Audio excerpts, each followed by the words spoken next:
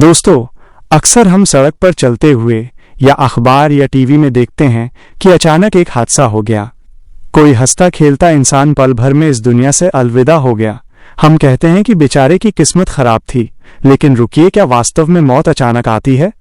क्या हादसे महज एक संयोग हैं या इनके पीछे हमारे कर्मों का वो गहरा राज है जिसे हमारी आंखें देख नहीं पाती? दोस्तों नमस्कार, मेरा नाम है रोहित और स्वागत है आपका हमारे चैनल फैक्ट्स विथ रोहित में। वीडियो गरुड़ पुराण के उन पन्नों से लिया गया है जिसे पढ़ने से लोग डरते हैं। दोस्तों, गरुड़ पुराण और हमारे प्राचीन ग्रंथ चीख चीख कर कहते हैं कि इस ब्रह्मांड में अचानक जैसा कुछ नहीं होता। एक पत्ता भी बिना वजह नहीं हिलता, तो किसी इंसान का शरीर इस माटी में बिना कारण कैसे मिल सकता है? आज मैं आपको कर्मों के उसी भयानक और विचित्र खेल के बारे में बताऊंगा, और इस चर्चा के बीच में मैं आपको एक ऐसी कहानी सुनाऊंगा जो आज तक आपने नहीं सुनी होगी। एक ऐसी कहानी जो गरुड़ पुराण के किसी पुराने धूल भरे पन्ने में दबी हुई थी, जो इतनी विचित्र है कि सुनने वाले का कलेजा मुंह को आ जाए। संसार में जिसे हम दुर्घटना या हादसा कहते हैं, वो असल में परिणाम है। विधाता के बही खाते में कोई गलती नहीं होती। जब कोई व्यक्ति किसी विमान दुर्घटना में बच जाता है, जबकि उसके बगल वाला यात्री मारा जाता है, तो विज्ञान इसे संयोग कहता है, लेकिन अध्यात्म इसे प्रारब्ध कहता है।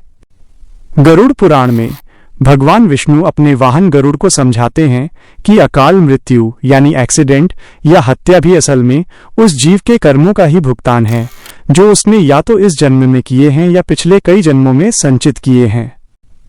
इसे ऐसे समझिए कि आपने किसी बैंक से कर्ज लिया है। आप शहर छोड़कर भाग गए, अपना नाम बदल लिया, हुलिया बदल लिया, लेकिन बैंक का वसूलने वाला आपको ढूंढ ही लेगा। कर्म वो वसूलने वाला है और हादसा वो पल है जब वो अपना हिसाब चुकता करता है। हादसों की प्रकृति को समझने के लिए हमें समय के चक्र को समझना होगा। कई बार हमें लगता है कि फला आदमी तो बड़ा धर्मात्मा था, चींटियों को भी आटा डालता था, फिर ट्रक के नीचे आकर इतनी दर्दनाक मौत क्यों मरा? यहीं हम चूक कर जाते हैं। हम केवल उस व्यक्ति की वर्तमान फिल्मी रील देख रहे हैं, जबकि ईश्वर के पास उसकी पूरी फिल्म मौजूद है। हो सकता है आज जो चींटियों को आटा डाल रहा है, उसने पिछले जन्म में किसी का पूरा गांव जलाया हो। वो आग जो उसने तब लगाई थी, आज पहिया बनकर उसके ऊपर से गुजर गई। इसे गति कहते हैं। अब आप अपनी सांसें थाम लीजिए, क्योंकि मैं आपको वो विचित्र कथा सुनाने जा रहा हूं जो प्रमाण है कि हादसे कैसे डिजाइन किए जाते हैं। ये कथा बहुत पुरानी है, उस समय की जब जंगलों में ऋषियों का वास होता था और नगरों में रहस्यमयी व्यापारियों का। एक समय की बात है, उज्जैन नगरी के पास एक घना जंगल था जिसे काल वन कहा जाता था। उस वन के किनारे एक हवेली थी। उस हवेली में एक बहुत बड़ा सेठ रहता था जिसका नाम था भोलानाथ। भोलानाथ जैसा नाम वैसा ही काम, अपार धन दौलत और सुरक्षा। भोलानाथ को अपनी सुरक्षा का इतना वहम था कि उसने अपनी हवेली को लोहे की दीवारों से घेर रखा था। उसे डर था कि कहीं कोई उसे मार न दे या कोई हादसा न हो जाए। वो न नदी के पास जाता था कि कहीं डूब न जाए, न पहाड़ पर जाता था कि कहीं गिर न जाए। वो आग के पास नहीं बैठता था, यहाँ तक कि उसने अपनी हवेली में सीढ़ियां भी नहीं बनवाई थीं। उसे डर था कि सीढ़ी से पैर फिसल गया तो हड्डी टूट जाएगी। वो केवल जमीन पर रेंगकर या पालकी में बैठकर चलता था। लेकिन भोलानाथ के जीवन में एक अजीब घटना घटनी शुरू हुई। हर अमावस्या की रात को ठीक 12 बजे उसे अपनी हवेली की छत पर किसी के चलने की आवाज आती थी। लोहे की छत पर भारी कदमों की आवाज, जबकि ऊपर जाने का कोई रास्ता ही नहीं था। उसने पहरेदारों को खड़ा किया, लेकिन किसी को कुछ नहीं दिखता। बस वो आवाज आती और उसके दिल की धड़कन बढ़ा देती। एक दिन उस नगर में एक अघोरी बाबा आए। उनका रूप बड़ा ही विचित्र था। शरीर पर चिता की भस्म, गले में हड्डियों की माला और आंखों में अंगारे जैसी चमक। गुमानचंद डरता डरता उनके पास गया। उसने कहा, बाबा, मैं बहुत सावधान रहता हूं। मैं चींटी को भी नहीं मारता, फिर भी मुझे लगता है कि मेरी मौत मेरा पीछा कर रही है। वो छत पर कौन चलता है? अघोरी ने अपनी लाल आंखों से गुमानचंद को देखा और जोर से हंसा। उसकी हंसी सूखी लकड़ियों के टूटने जैसी थी। अघोरी बोला, मूर्ख, तू लोहे की दीवारों में छिप सकता है, लेकिन अपने कर्मों से नहीं। जिसे तू छत पर सुनता है वो कोई भूत नहीं, वो तेरा पिछला कल है, जो अब आज बनकर तेरे सिर पर नाच रहा है। गुमानचंद ने कांपते हुए पूछा, मैंने क्या किया है? बाबा, मुझे तो कुछ याद नहीं।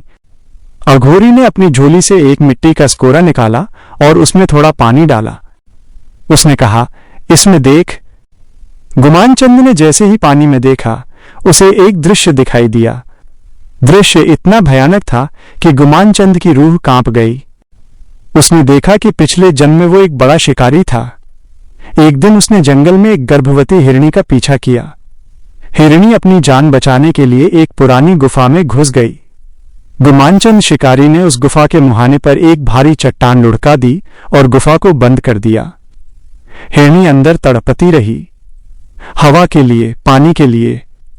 उसने पत्थरों पर सिर पटक पटक कर जान दे दी, लेकिन मरने से पहले उस हिरनी ने जो आखिरी आवाज निकाली थी, वो एक श्राप की तरह ब्रह्मांड में गूंज गई। अघोरी ने पानी हिलाया और दृश्य गायब हो गया। वो बोला, तूने उस जीव का रास्ता रोका था, तूने उसे बंद करके मारा था। इस जन्म में तूने खुद को लोहे की दीवारों में बंद कर लिया है। तू सोचता है तू सुरक्षित है, तूने अपनी ही गुफा बना ली है गुमानचंद। और वो हिरनी अब काल बनकर आ रही है।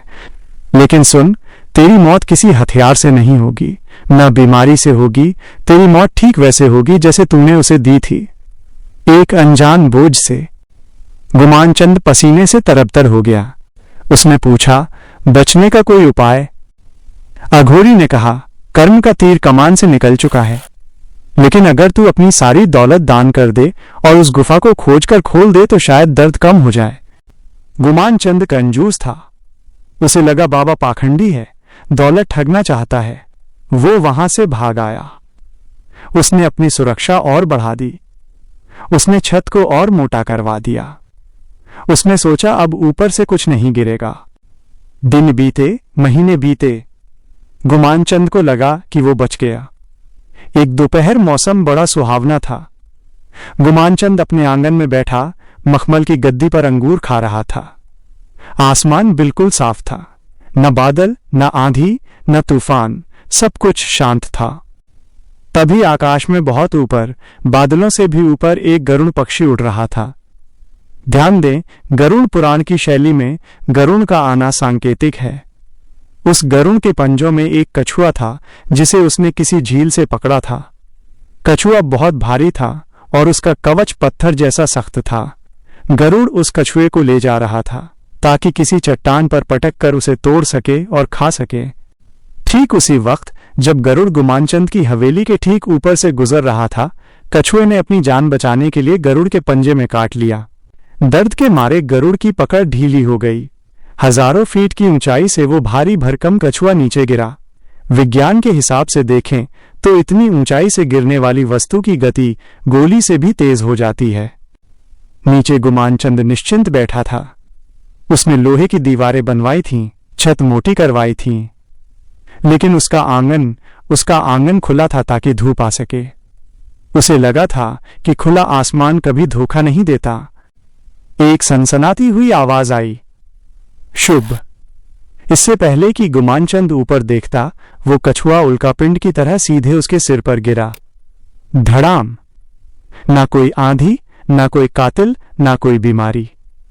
एक साफ सुथरे दिन अपने सबसे सुरक्षित किले में गुमानचंद मारा गया। उसका सिर वैसे ही कुचला गया जैसे उस गुफा में हिरनी का सिर पत्थरों से टकराकर कुचला था। यह कहानी हमें क्या सिखाती है?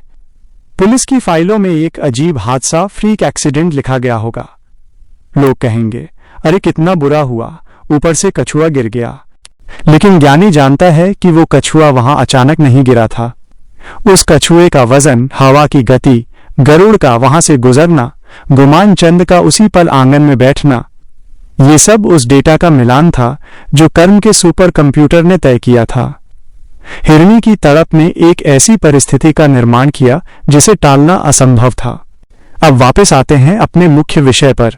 हादसे वास्तव में ऊर्जा का संतुलन है। जब हम किसी के साथ बुरा करते हैं तो हम एक नकारात्मक ऊर्जा, नेगेटिव एनर्जी पैदा करते हैं।